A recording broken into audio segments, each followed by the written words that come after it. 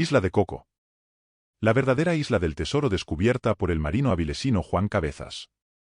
La isla de Coco, descubierta en 1526 por el navegante asturiano Juan Cabezas, también conocido como Juan de Grado, fue mencionada por primera vez en 1541 como Ile de Coques en un mapa cartográfico de Nicolás Desliens. De Juan de Grado, su descubridor, sabemos por el cronista Gonzalo Fernández de Oviedo que era un marino avilesino.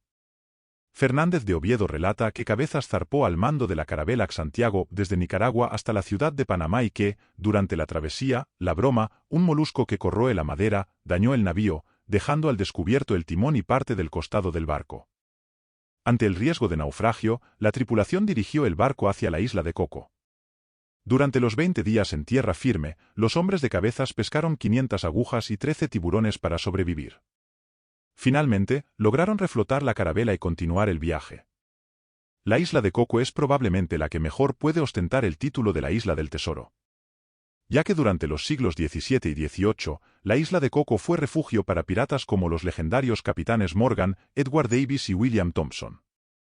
Las leyendas dicen que allí se ocultaron tesoros valiosos, como el de Edward Davis en 1684 y el de Benito Espada Sangrienta Bonito en 1819, así como el tesoro de Lima, compuesto por toneladas de oro y plata.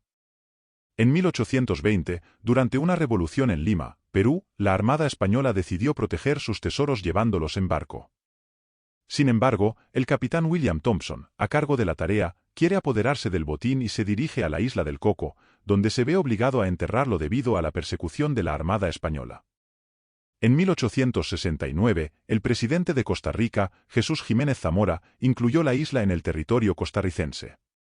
Organizó una expedición liderada por Rafael Oreamuno, quien izó la bandera de Costa Rica por primera vez en la isla, que desde entonces sigue perteneciendo a este país.